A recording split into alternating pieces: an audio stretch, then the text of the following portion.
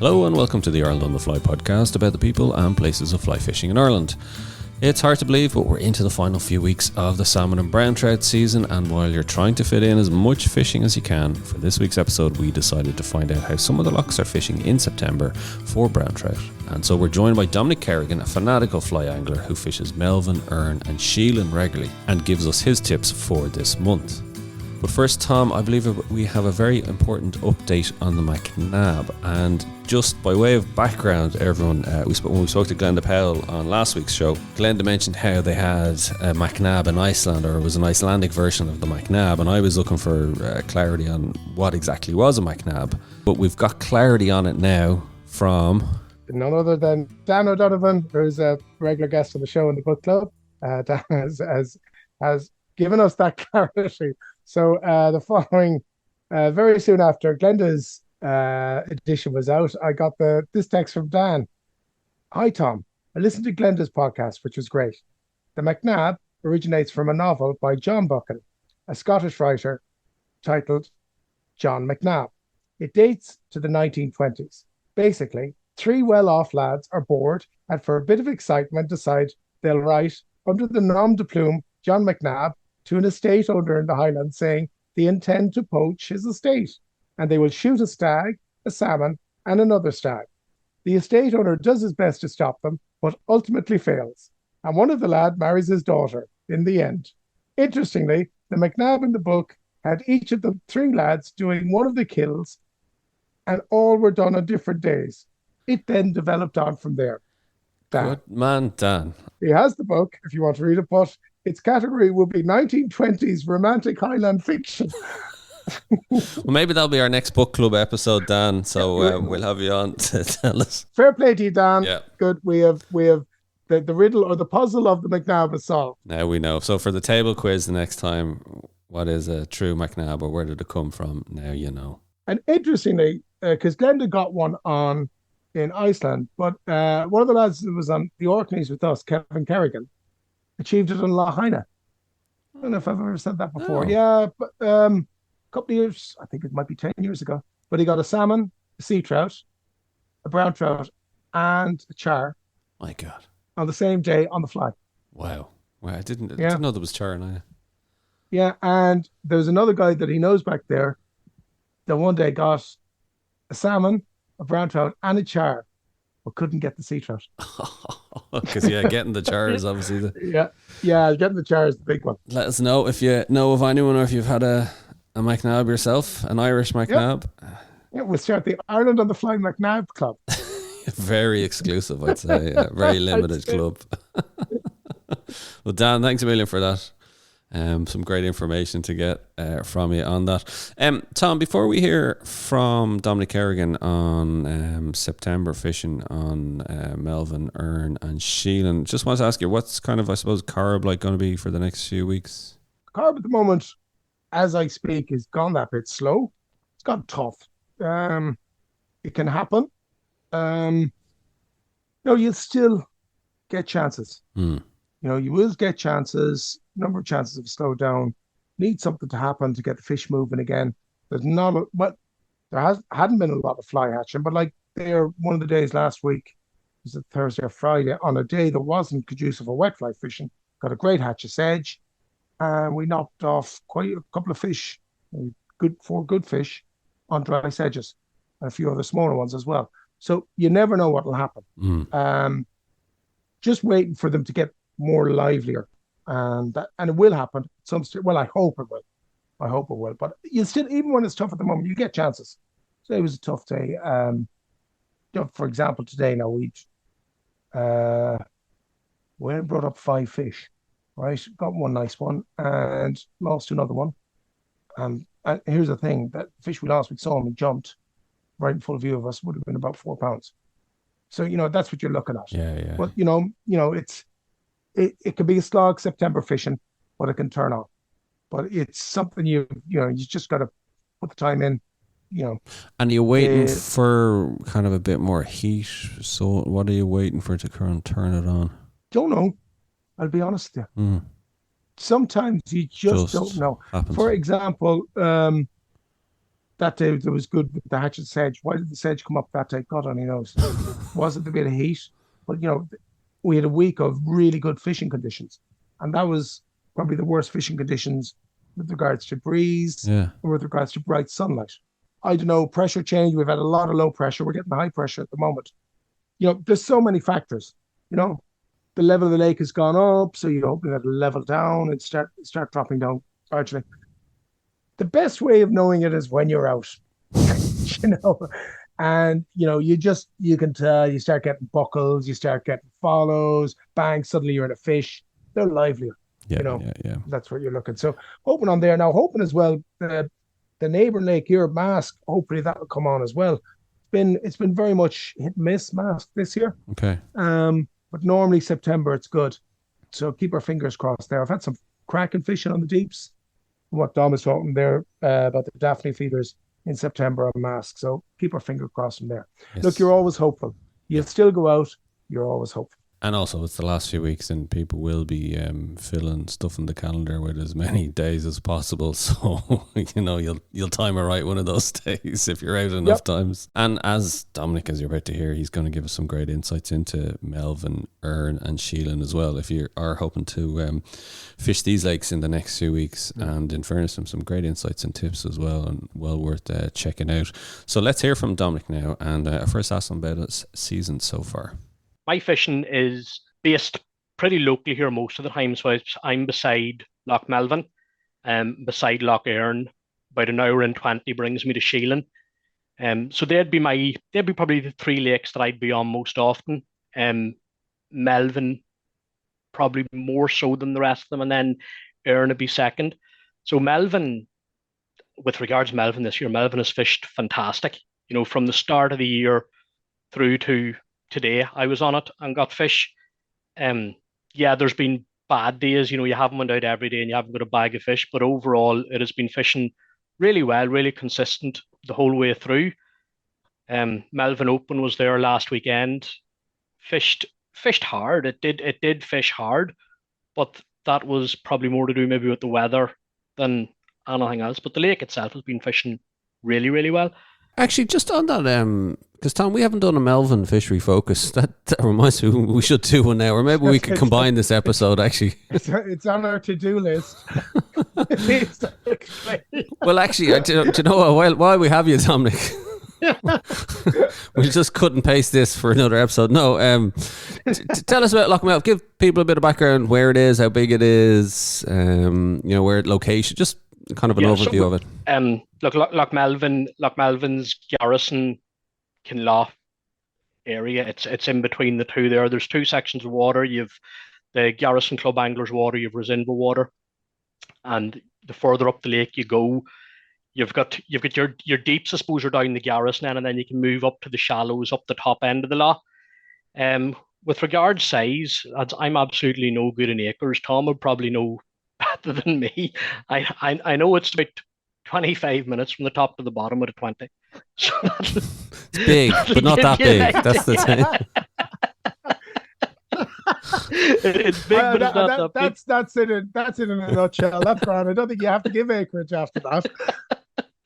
It's big, but it's not that big. But it's a real good lake. It's pretty unique in the kind of fish that's in it. I suppose you have your Sonahan, you have your Browns, you have your Gillaroo, and then you have your Ferox as well. So it's got a real mix of fish, and it does fish well. It does fish very, very well. And this year, I'll say certainly this year has fished really good. The Gillaroo, and they're one of my favourites. Just tell people about the Gillaroo there, because you don't get them everywhere in the lake, do you? You'll not get them everywhere. You'll get the Gillaroo. The Gillaroo are going to be in probably the more stony areas. They're going to be on the shores. They are, to my knowledge, they're a shrimp feeder more than anything else. You'll not get them. You will get them on the top of the water, but their preference does seem to be the shrimp. They seem to get in round, hovel in round the stones. So that's where you'd be fishing for. You want to be in on the shores. You want to be tight in. The engine or the front of the boat nearly needs to be clipping the stone to be getting at them. I had one the year. He was probably close to £2 right weighing him as you're going to get. The they do grow to be a fair size as well. And they tend all to be released. There's very, very few Gillaroo taken from Lough Melvin. They all tend to go back, and we don't fish for them usually in the competitions, with the exception of the catch and release competitions. They're not fished for, so it does tend to be Sonahans and Browns that you're fishing more for there. I think let's just tell people about Tom and Dominic what Gillaroo are. So the Gillaroo is a trout. Now, the Gillaroo is unique to Melvin, I suppose, in the end that the legend has it that it was, I think it was St. Bridget had a chicken or something. She threw the bone in, and the Gillaroo came and ate it. Is the legend on it? So the Gillaroo has a gizzard where the other trout doesn't. So that's where that's how they can be told apart, I suppose, if you open them up. But most their stomach wall is thicker. Yeah, way thicker than a normal trout stomach. Yeah. And do we know why they're unique to Melvin like that? They are apart from St. Bridget. They are in a couple other lakes. They are in Lough Mass, but I think Grim Mask as well. Yeah, but in their greatest numbers, they seem to thrive. They thrive in Melvin. Melvin is full of chicken bones. Yeah, full of chicken. So well Gillaroo translates as Gilla. Well, Gilla's red fella. Yeah, the red fella was there. Red fella. Okay. And if you look at them, and see, you've got a picture there from you, Dom. Beautiful one. Yeah. And hopefully we'll put it up. The beautiful red spots, and the spots. And I actually had to look this up. The spots aren't directly onto the skin. It's almost they have a white background, and then they're on the skin of the trout. And the term for that is oscillated. Now, there you are. That's the word for tonight. And basically what that is it's not red on gold, let's say, but it's red on a little white circle onto the gold. And if you look, and we'll have the picture of Dom's fish up, and you'll see that. Yeah, and the word is oscillated. Oscillated. I probably pronounced it wrong, but anyway. That's what we've learned now for tonight. Yeah, and you'll see them, and like you'll see that gold belly, that yellow belly coming up for the fillet, and you'll just know. You'll just know that it's a Gillaroo. You'll not mistake one for a Sonahan. Absolutely not. But they're nice fishing. Now, when you get the chance to fish for them, it's enjoyable. I do enjoy fishing for the gillies, so definitely. And as you say, it's when the boat is scraping off the rocks, isn't it? Yeah, that's when you need to be. And you know what? It's I suppose it's a bit of a contradiction, but you want it nearly as windy as you can get it. Not ideal if the boat's scraping off the rocks in the wind, but that's what you're looking for. That's your ideal day. A good windy day, in on the rocks and fish through them, and you'll meet them. You will meet them, and there is a good head of them in the lake as well. A very good head of them in the lake, a healthy population. What about the flies to target them? Flies, I'd be using the drabber patterns. I'd stick with me fiery browns, me clarets, me dabblers. Start of the year, I done a right bit of fishing for the Gillaroo, and what really worked well for me was small blacks. We green-tail bibio, standard bibio, along with your standard dabblers. Nothing too flashy. Keep it simple for them, and that's what works well for me. Other lads will have their own flies, would work as well, but that's what certainly done the business for me a couple of times a year on them. It is the location. If you can get in there, get on the stones, get fishing for them, they are there. They're there the whole time. But they do tend to be maybe more location specific than anything else. It's not round every island or every point you're going to get them. So you do need to do a wee bit of homework on that end of where you'll find them and where the best runs are. And again, the wind is a big factor because of the layout of the lake. It's a long lake, so you do need it west northwest to get down the shores. Because exactly what you're saying is, like, if you look at the topography of those islands, if it's blowing south, then you don't really get to drift along the islands, or along the shorelines, Whereas if you look at a map of it, like what you're saying there, Dom, if the wind is coming west northwest, it's perfect. It brings you right down the shores. Doesn't have right down the points of the islands. Yeah. Yeah, I was out today, and it was west northwest on it today, and you could just get a lovely run down the shores. Now, I wasn't after Gillaroo, I was after something else, but that didn't happen either, so it didn't. Right. How did you do today? I had a couple of small fish. Didn't encounter the one I was looking for, unfortunately, but Right. He'll saw be you there for coming. another day. So, Dominic, you grew up kind of, you were saying 15 minutes or so from Melvin, is that right? Yeah. Yeah, so that was kind of your local water, would it have been? But like, That would have been the local water. Like, I would have started off there probably fishing for salmon.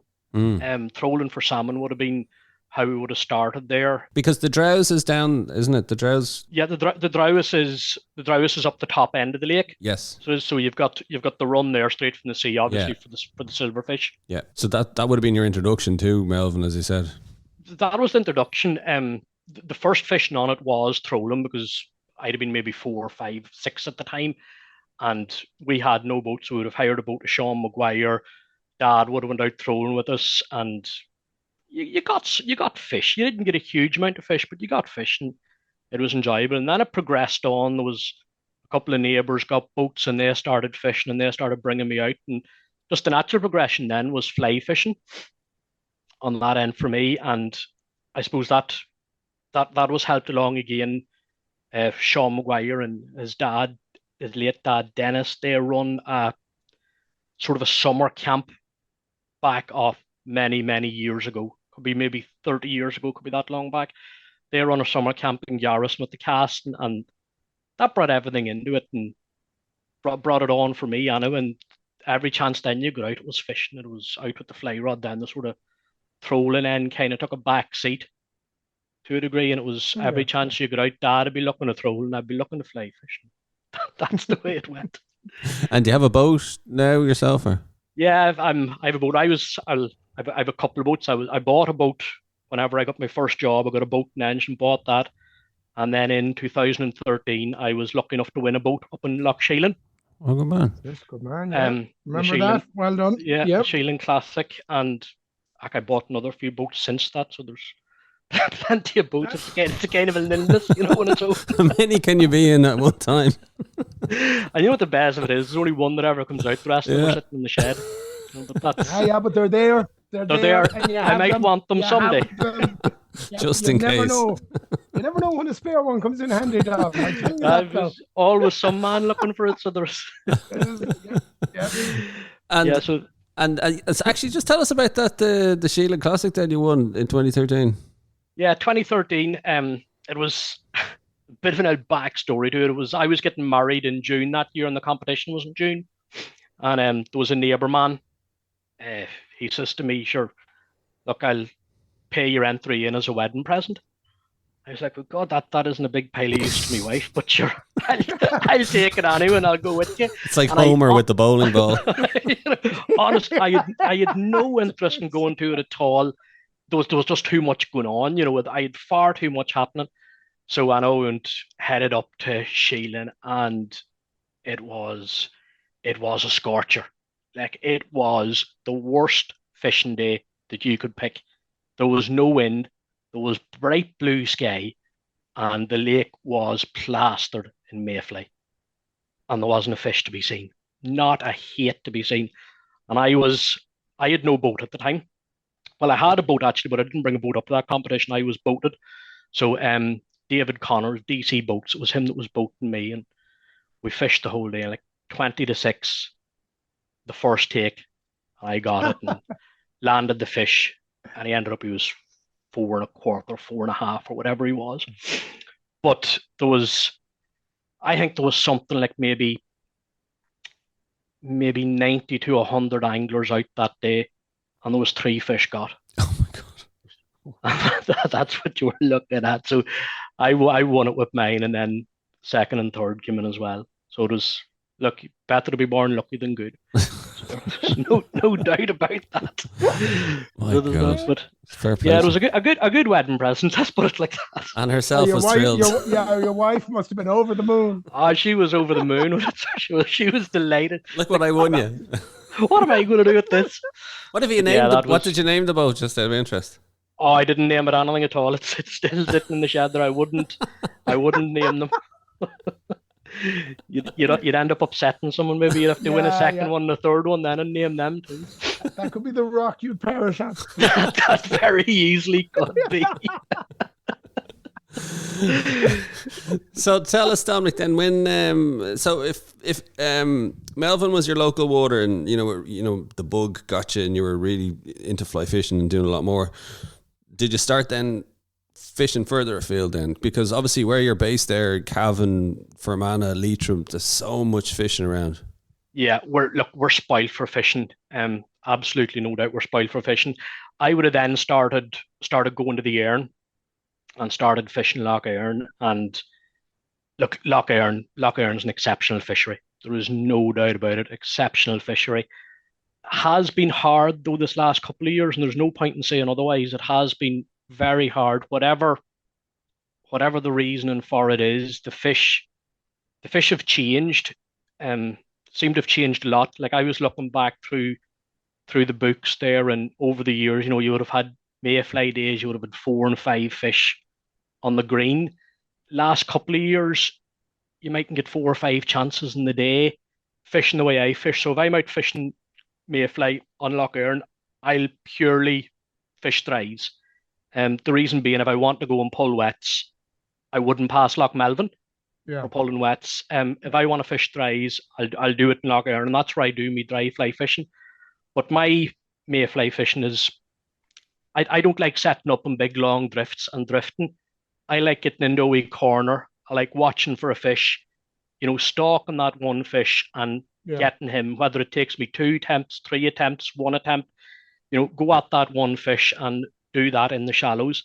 And this last couple of years, I haven't been able to do it because the fish, come mayfly time, they don't seem to be in the shallows. Now, whether that's to do with the zebra mussels changing the clarity of the water, that the fish are having to push out because there's more sunlight penetrating through, or whether it's to do with the cessation of the pike netting on the lake, that maybe the shallows are getting more inhabited by the pike, that it's forcing the trout out deeper.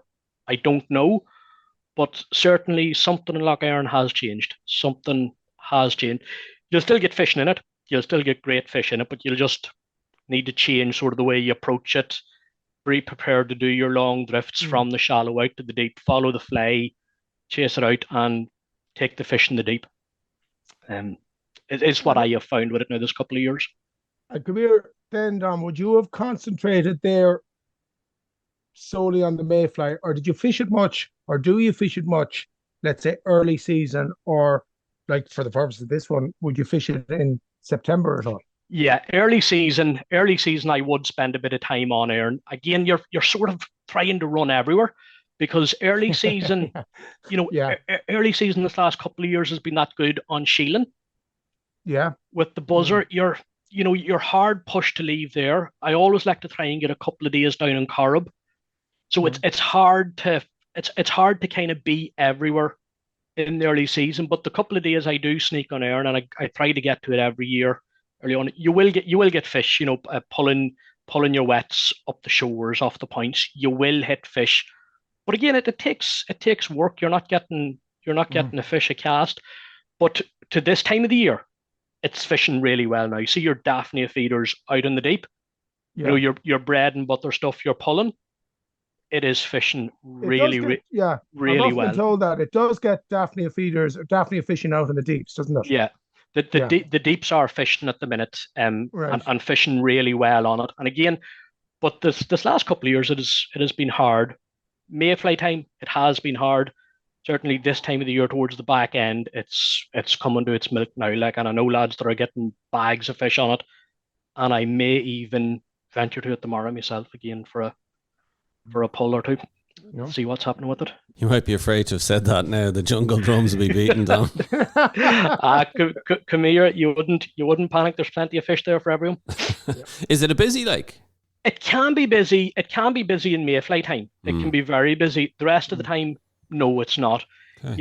You might encounter maybe 5 or 6 boats on it. It doesn't tend to be very busy. It kind of very much falls in under the radar as an Irish mayfly lake, doesn't it?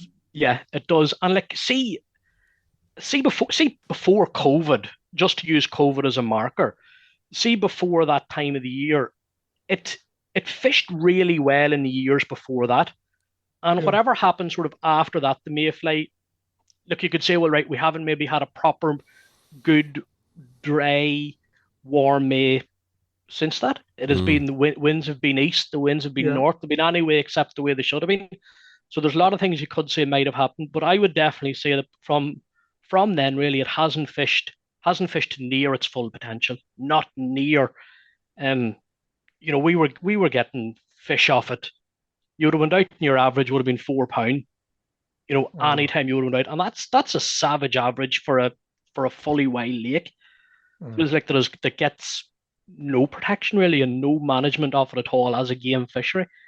It's just left kind of to run there and sort itself out. But you're saying September, a good month. So for the this is a good month on it now. A very good month. Good fish out in the deeps pulling. You'll meet your fish like just day 3, your usual patterns. Claret dabbler, octopus, gorgeous George, silver daddy, that sort of stuff, and you'll not go wrong. You will get fish out there, 100%, and you'll get good fish. I know of fish. I know last week there was fish lifted in around the 4.5-5 pound range in out the there deeps. in the deeps. Yeah. Brilliant. That's one to mark for. It's definitely worth a run. And when does the season finish on Erne? It'll finish then in September. So 30th is the It's the 30th. Okay. Yeah. It's all of our lakes here finish on the 30th. There's a couple maybe of the department stock lakes that might remain open, but all our wild fisheries here pull up on the 30th, and then we'll all migrate to Sheelin. I was going to say, for that extra 10 or 12 days or whatever. Which leads us nicely on. So Sheelin is obviously another one on your radar. Dominic, would you be one of those hitting it at mayfly time along with half the country, it seems? Oh yeah, you have to be there. If you're not there, you're missing out. If you're not there, you're not one of the 250. You're not at least. You know what? If you were to never cast a line to go up and look at the armada of boats. Yeah, I'm just. Do you know what I actually think, Tom and Dominic? I know it's a bad time for you, Tom, but I've often thought, Dominic, even just to go up and nearly just bring the mic and you could do episode after episode. Just pull in on an island and light a Kelly kettle, and you'll be guaranteed like midges. Every man will come in right, and you'll just chat. But to see the armada of boats on the lake, waiting unspent down that Crover shore, down by Holywell, it's a sight. It is a sight. There's no doubt about it. Probably doesn't do anything for the fishing. Yeah. But it's good, and it is fished really well all year too. So it is, fished. It has, isn't it? Fished fantastic buzzer fishing, real good buzzer fishing on it the year, and then pinging out on the mayfly. Now all our mayfly action, I had one evening on the spent, and I pulled out of one fish, and that was it on the spent for me. That was all I bothered about on it. But I'd done a lot of the mayfly nymphing, and that was good. Now that was very, very good. Just different methods and figuring out the best one, but that was enjoyable fishing. That's it, yeah. Very enjoyable. There was some really good bags in the mayfly nymph, some really good catches. Say this year, yeah. There was some serious fish coming in, and look, I suppose everyone was wondering, why are they not up on the top of the water? If they're feeding like that underneath it, they're not going to bother to come up. Would your natural thing say mayfly and Sheelin, you're going to target top of the water first? Are you, like, that's your kind of ideal? And then if nothing's happening, are you going to go, right, well, I got to go plan B now? No, I would go straight up to nymphs. I wouldn't even. I'll tell you, honest to God, I would. Pass go. Do not collect 200. I wouldn't. I would revert to the dries or the wets if it was a case there was only a handful of boats on it. If it was only me and maybe 2 or 3 other boats, if it was some sort of a day for it, that there wasn't a big pile of traffic. But the days you're up there's that much boat traffic. Yeah. And the one thing I've noticed about Sheelin is the boat traffic does tend to put them down. They don't like it, and racing up and down the lake and racing into bays doesn't work in Sheelin. Puttering about, nice and slow, easy does it. Stop your boat 30 yards before you intend to fish your drift. Yeah. Don't stop straight on it. Just wee bit of watercraft and a wee bit of cuteness can go a long way up there. So it can, because them fish are big and they don't get big by being stupid. Yeah. It's not that common though. No, it's not. No, it's not that common. Not at all. It's not up there. You know, people just kind of lose the head, I think, a lot of the time. You know. Well, you notice as well, and hopefully, I do hope to get this, because I know they're doing a study on it at the moment. You know that they've tagged the fish, and some of the findings from it are really interesting. I mean, like, I haven't heard anything, the full report yet or anything, but just little snippets. But basically, the more traffic that there is on the lake, the deeper the fish seem to be. So hopefully we'll find out a bit more about that. Yeah, but it's what you said there. Very interesting that you said that, Dom. You know, you'll only do wets or dries if there isn't much boat traffic, because the chances are, naturally, that the fish will be up then. But once there's a lot of boat traffic, you know in your heart and soul, got to go to nymphs. Yeah, you have to go down for them, and then it's just a matter of figuring out the method on the nymphs. We worked on a couple of methods the year. The normal straight lining, the same as you do with your buzzer. But what I seen worked great effect. I was out a couple of days with Melvin Wood. Melvin's a Yorkshire man. What he used to great effect was a day 5, and he fished it washing line style with his nymphs. So where we'd have been straight lining with the weighted nymphs, he was on the day 5 with the standard nymphs and a booby on the point, and tipping weed every time. He was very successful now at that. Very, very successful. So that's that's another one to keep in the back pocket for next year now, to try and work on that one. Another method to confuse us. It's great. just another one. And actually, just on that, Dominic, because like the washing line, it's very common, obviously, in still waters in England. It's not used that much over here, no? Look, I'm sure, like everything else, I'm sure there's lads using it. You mightn't hear the whole things about what is going on a lot of the time. No. Tom. I'd say it'd be too cute to say it. I'd say more than anything else. Do you think? Jesus, I don't know. There'd be no shame in it. It'd be the cuteness. But yeah, it worked. It worked really well now. So it did. But it was just, the other thing was the weather. You know, you needed the weather, you needed the wind. The wind needed to be right. Even with the drogue, if it was too windy, it was too windy. You weren't getting down, you weren't getting to work the flies. You need a little wind, not a big pile, but a nice wee ripple on it, just to get it right. You know, you'll manage and you'll fish in any condition. But for you to have it ideal, a nice light ripple on it, just enough to fill the drogue and hold you, and work on it to keep you moving is what you want. How does Sheelin fish in September, and then in the last, whatever it is, the last days, weeks in October? Fishes really well. It's fishing really well at the minute. So it is fishing really good at the minute. I haven't been up myself, but I've been chatting to several lads now, and they're all getting fish. The one thing about Sheelin this time of the year, there's not a big pile of people on it, bar a couple of the local lads. You know, they'll be on it, they'll be fishing it, and they will be getting fish, and you'll just be getting them on, you know, standard pulling methods. You'll not even need to be down that deep. A sink tip line will be sufficient for you. Go out, pull your wets, and you will meet the fish. It'll start to get busier now, probably from next week, maybe the following week on. There'll be a lot of lads starting to do a wee bit of practicing for the end of season competition on it, work out a few things. So it'll certainly get a lot busier then. And that in turn, in my opinion, again, will put the fish down. The lads will be looking to target the bigger fish, so they'll probably be on their lure patterns, their fry patterns.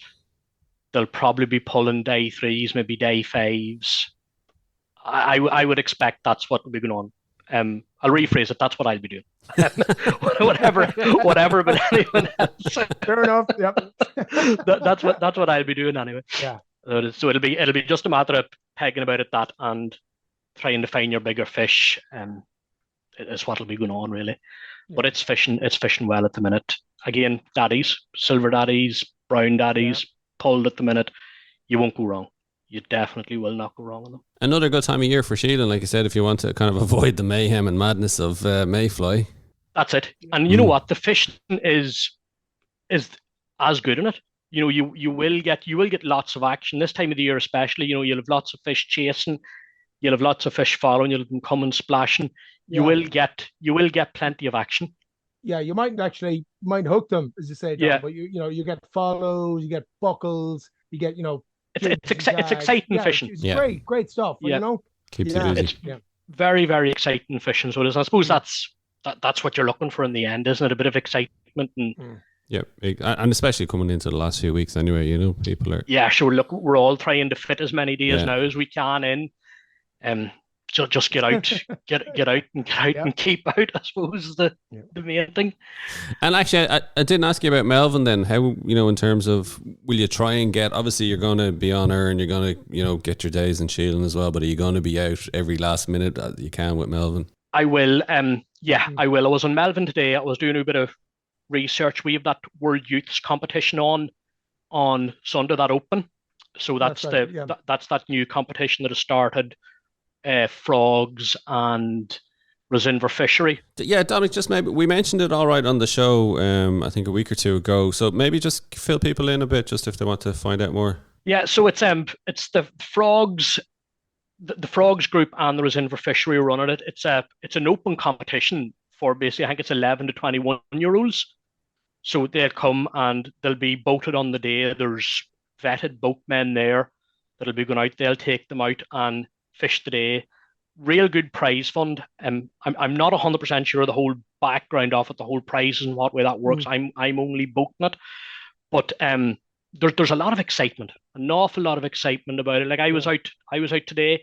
I seen another two guys out, and they had one of them had definitely had a son with him. The other one, I assume it was his son was with him, and they were practicing. They were practicing for it, and it's great to see something there for the youth and a bit of a competition for them, because I'm 41 this year, and it's a bad thing that I still consider myself one of the young people at a fishing competition, but that's the way it is. You still are a young gun, believe me. Yeah, when I was in my 40s, I was a young gun. Yeah, you're not seeing the youth coming in there, so without them, there's no future in competition fishing. So I think this is a great initiative. How many are we expecting out for it? Well, the last I heard, they were looking at 50. Brilliant. At that stage, which is fantastic, and keep running it. It can only grow. Well, you'd love to see, like I said, even grow in terms of kind of international, in terms of, around Europe, United Kingdom, even the way that the World Championship on Mask, if this can grow into that kind of name and stature. If you can grow that, and look, if it brings half a dozen local people into it and gets them away from televisions and computers, isn't it a result? Like you mentioned, Dominic, you mentioned Sean Maguire in the camp, in terms of how that kind of brought you on and got you involved. And likewise, if there's, kids, youths in the area further afield, if that gets them into it or interested or more involved, it can only be a good thing, isn't it? That's the thing. Like if they can just get out, get a lot of fish, see what it's about. Yeah. There is the chance, that you could have someone hooked for life there. Like we were probably very lucky in my stage growing up. There was a group of us that started fishing together. There was myself, there was Darren, there was Jean, and we all kind of started fishing together, and everyone sort of learned and grew of everyone. And Darren kind of went away, and he sort of learned a hell of a lot more than everyone else. But we were very lucky. I think the time we grew up in, the era you grew up, you hadn't got them distractions that you have now. So this is good, and it can only be good. Exactly, and as we've mentioned before, as well, Tom, it's a good time for youth fishing in Ireland with their 4 in a row. There's a great momentum and a great positivity around it, and this is just going to build on it. So that's what you'd be hoping. You can build on that, and you can go for 5, you can go for 6, you can keep you can keep adding for that. And that's what you're looking for. Exactly, and if you get 50 anglers for the World Youth competition, aim for 100 next year, whatever. You keep growing it. That's it, and the chances are you'll be fit to increase your numbers, because once word spreads, that's the whole thing. It's just getting it out there, getting the word spread with it, and keep the momentum on it. But there's real real buzz kind of about it. So there is at the minute. So that's good. Brilliant. What's the date? Remind us. It's Sunday. Next Sunday. So it's Sunday, the rest of the 8th. 8th. Yeah. Hopefully we're fishing well. And yeah, then, well, it should be, because it's high at the minute. It got an awful deluge of rain there just before the Melvin Open. It had really strong winds through the week of that competition, so it got a bit of a baton. I was out today. The water is starting to go down, which is good. It's on the drop. If there is anyone listening, and if this is out before the competition, the one thing I would say is silver daddies.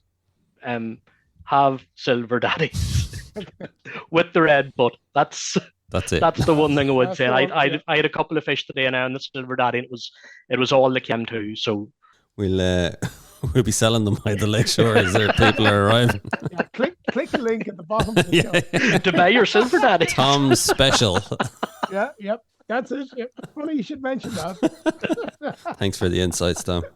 We'll give you a cut.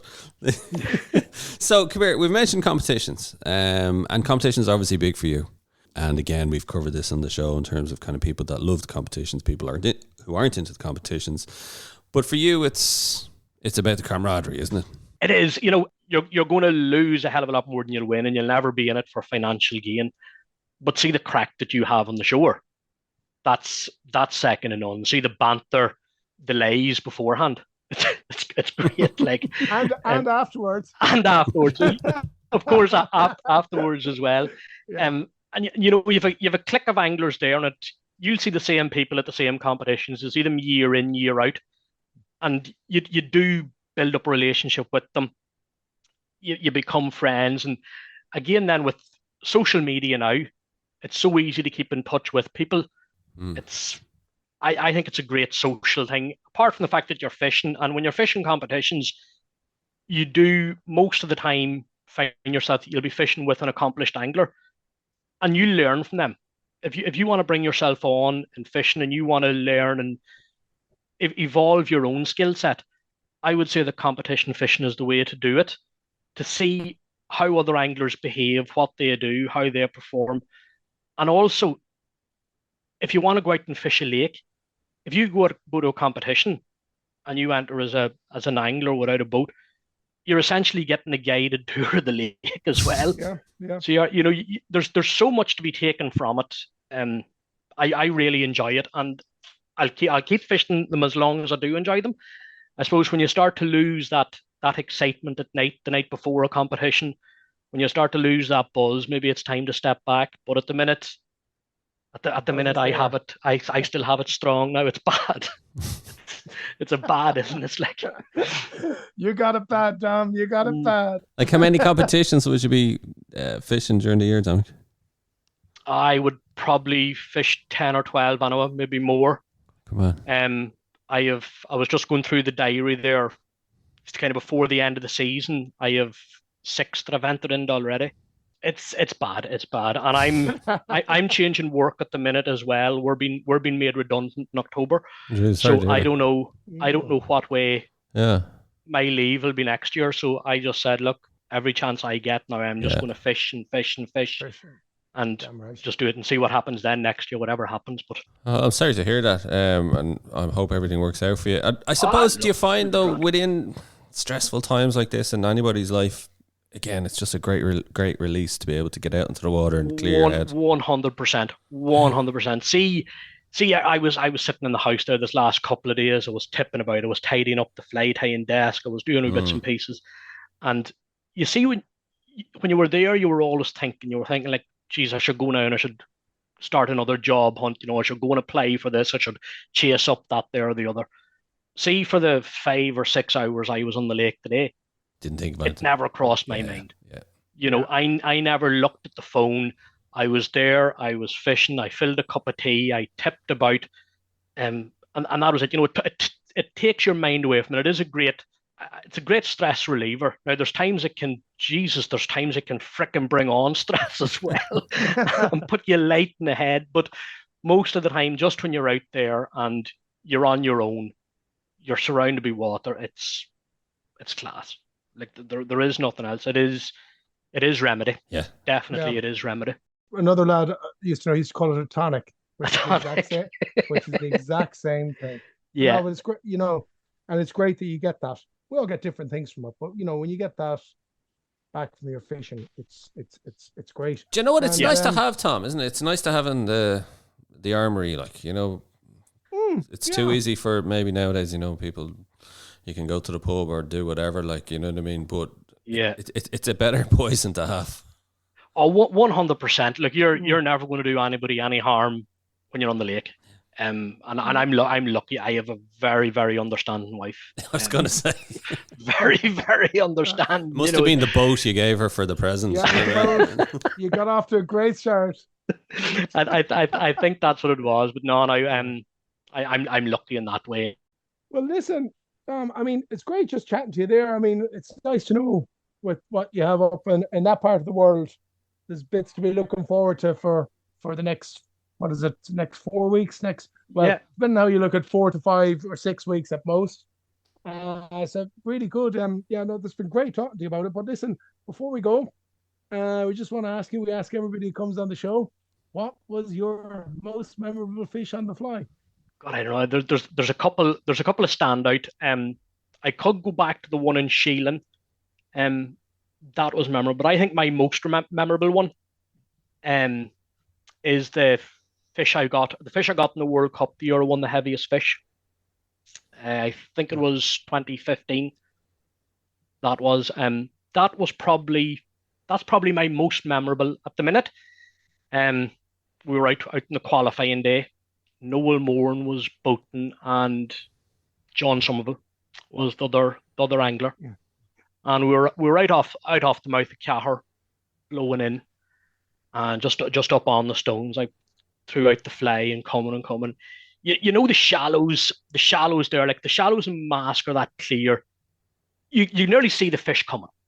You can nearly see the fish come up, and you can see this lad coming. He come up, big head and tail over a green and yellow mayfly, and tuck it down, and like, Jesus, don't lift too soon. Don't lift too soon. I just let him go, and you could see him going in. And the next thing, the line just started flicking through the fingers and lifted in and fight on, and played him, and it was, that first couple of seconds when you're in there in them shallows, make a dart for the rocks, you get rubbed off in the rocks. So I was trying to watch all this and keep an eye on this, and meantime John was the back of the boat and he was fishing away. Next thing I looked at the corner of my eye and he rose the comrade fish, but it didn't take. So we could have ended up in a double up there of stumps of fish in Cahir.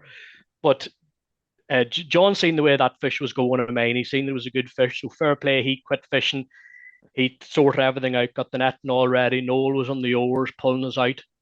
5 or 10 minutes later, we got him into the net and landed, and an odd cheer was let out. But he came in at 4.5 or 4 3/4. Beautiful. So something like that. But that was probably the most memorable fish I had. Just the event. Yeah. The event that it was, and the way it happened, and the people you were with. It was memorable, wasn't it? There's no doubt about it. All came together. And also as well, I think, and you mentioned in there, because it only happens sometimes. It's quite often when the light conditions are right, where you actually get to see the fish coming for your fly. Yeah. And that is, doesn't happen a lot of time in loch fishing, lake fishing. But when it does, when it does, and you have the light, have the light behind you. Yeah. And you can just see him coming, and like I can still see him. I can still see just the take, the perfect take. Like you couldn't have drew the take, and just down, and him just going down. I have to say, fair play to you, Dom. I can nearly see it. Yeah. And that's the draw Mask, isn't it? You have that in Mask. You'll have big fish in Sheelin, you'll have big fish in Erne, you get big fish in Cara, but Mask something special. I really like Mask now, so I really, really like it as a lake. It's special. Do you have a picture of it? The only picture I have is the picture that was took at the stone at Cushlock with the fish. I'll ping it over to you. I'll put it up. The picture was got of it. There was I don't know why there wasn't more photos took off it. You're too much cheering. Too much cheering, too much yo. Hooping and a hollering. I'd say, oh God, there was plenty of cheering going up the road after that. Cheering into the night. Well, Dominic, thanks a million for joining us. It's been brilliant chatting to you. Not a problem Really at all, enjoyed it. And so, look, great tips and insights for people for September in terms of locks that maybe they mightn't have been thinking of, and potential as well in the next few weeks. And I suppose, what is it? 2 words: Silver Daddy. That's Silver Daddy, definitely. If any of the youths going to Melvin, Silver Daddy intermediate line, you're not going to go far wrong. And Sheelin. And Sheelin, yeah, 100% and Sheelin. Oh, you heard it here. The link. Dominic, tight lines for the rest of the season. What's left? And the same to yourselves. Take care. Our thanks to Dominic for joining us on the show. And don't forget to rate, review and follow the Ireland on the Fly podcast on Apple, Spotify, or wherever you get your podcasts from. Plus, you can keep up to date on IrelandOnTheFly.com as well as on Instagram. And myself and Tom will be back with another episode about the people and places of fly fishing in Ireland.